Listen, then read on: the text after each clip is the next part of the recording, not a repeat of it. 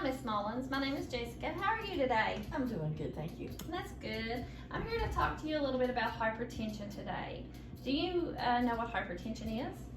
I know a little bit about it. That's what I've been told. I saw some of your numbers, which appeared to be pretty high. I think at one point in time, I saw that you had one of 178 over 108. Yes. Does it normally run that high all the time? No. Well, if you don't care, I want to explain a little bit to you. And as you can see, we've got my chart here that we can look at, and then I might be able to point a few things out to you, okay?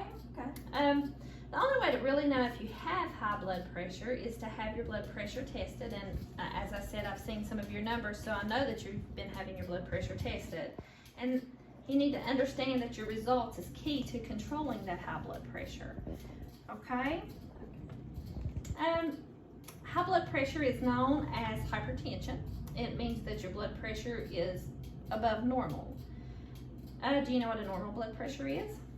I think it's maybe in the range of 130 over 80. Well, I have a small chart here that can tell us so that you can see. The normal blood pressure is 120 over 80. An elevated blood pressure would be 120 to 129 over 80.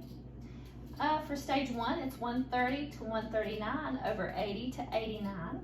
Stage 2 is 140 to 180 over 90 to 120. And a hypertensive crisis is 180 over 120 or higher. Have you ever had a blood pressure that high? One time I did. Was you placed in the hospital? Yes, I was in place for a couple of days. Did they treat you with IV medication, or did they just treat you with oral medication? It was with the IV medication, a slow drip in order to get it to come down. And did that help? It did. That's good. That's really good. And did they put you on oral medication after that? Yes. Okay. See, your blood pressure changes throughout the day based on your activities. The higher your blood pressure levels, the more risk you have for other health problems, such as heart disease, heart attack, or stroke. Have you ever had any of those to happen to you? No. That's always a good thing, but you also want to get the blood pressure down so that you can make sure that those things don't happen to you. There are two different types that I've read about in the CDC, through the American Heart Association, and on the Mayo Clinic site, that talks about primary essential hypertension and secondary hypertension. So I'm going to talk a little bit about both of those, okay? Okay. Primary essential hypertension causes remain unknown according to the Mayo Clinic. The following are risk factors that science has identified to predispose individuals to the onset of hypertension. Those are race and background, smoking and alcohol abuse, overweight and obesity, hereditary and genetic factors. Secondary hypertension, the causes include underlying disorders, which can be medical or non-medical. Some of these disorders are apnea, like your sleep apneas, bruits, which are in your carotids, bad kidneys, Cushing syndrome, diet, and endocrine disorders. Do you feel like any of those have caused your hypertension? Oh, yes. What would you say would be the most prevalent? Would you say it would be your diet, maybe too much salt, or? I don't need that much salt, but I think it probably has to do with my diet, my weight. No kidney problems? Yes, I've had some kidney stones. Your blood pressure is determined by the amount of blood that your heart pumps and the amount of resistance to blood flow in your arteries. The more blood that your heart pumps and the narrower your arteries, the higher your blood pressure. The blood pressure is given in millimeters of mercury. It has two numbers, the systolic, which is your top number, and that measures the pressure in your arteries when your heart beats. The bottom number is known as the diastolic, and it measures the pressure in your arteries between beats. As you can see, some of these up here talk a little bit more about what your arteries look like. For example, this is what a normal artery looks like. This is a pre-hypertension artery, and this is hypertension artery. So you can see how it narrows the higher the blood pressure gets, okay? Okay. Nearly 1/3 of people who have hypertension don't even know it. Did you know it when you first started having issues? No, not really. I was, went to a doctor for a regular checkup, and that's when they noticed it was up high, and then I had to go back several times to have it checked, and it was still staying up a little higher than what they liked, and so they put me on blood pressure medicine. Some symptoms that you would have looked for would have been severe headache. Did you ever have any severe headaches, or was it afterwards that you noticed that you was having more issues with headaches?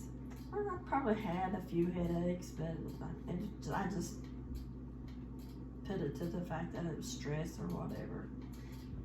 What about vision problems? Any vision problems? That's one of the symptoms. Sometimes I have blurred vision. Any chest pain, nosebleeds? No. Did you ever feel very tired, fatigued? I did feel tired. What about any dizziness, sweating?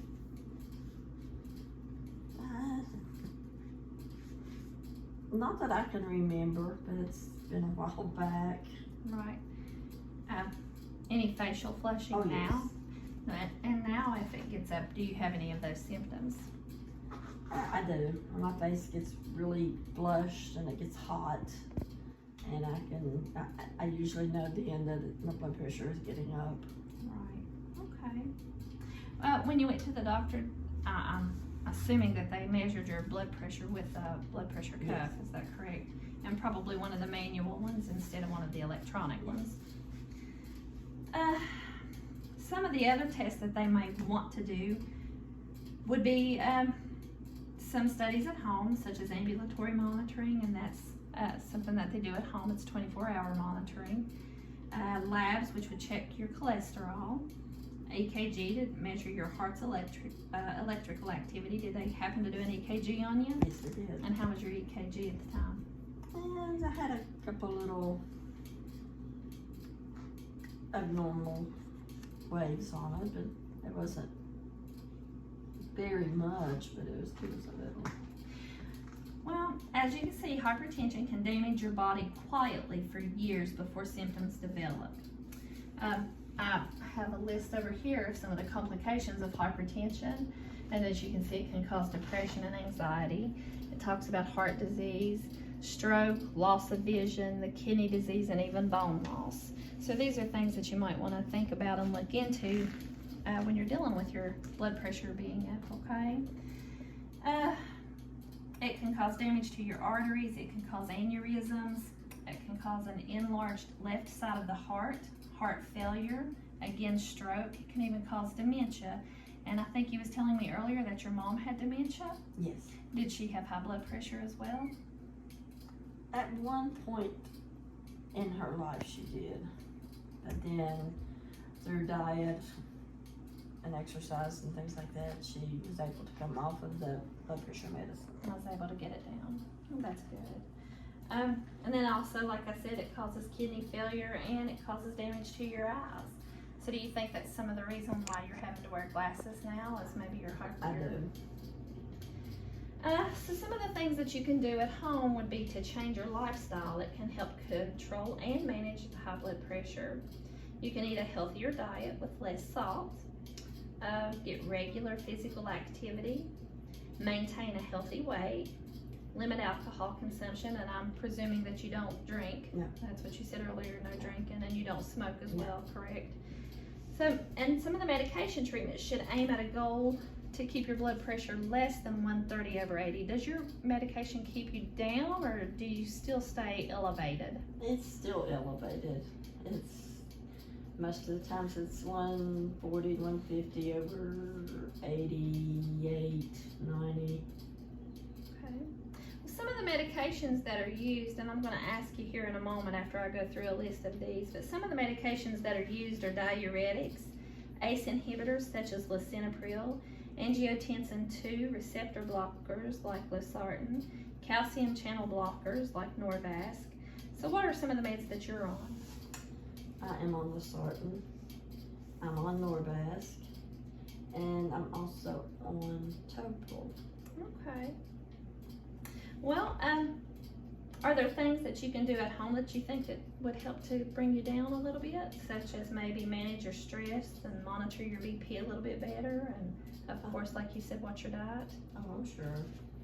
Okay, well, listen, what I would like for you to do is to just strive to maintain a normal blood pressure, set goals that you can achieve, make them achievable goals, and work toward them to make a healthier you for those that you love, okay? Okay. It's been a pleasure talking to you today, and I hope I've helped you in some way. You have. I appreciate it. Thank you very much. Thank you.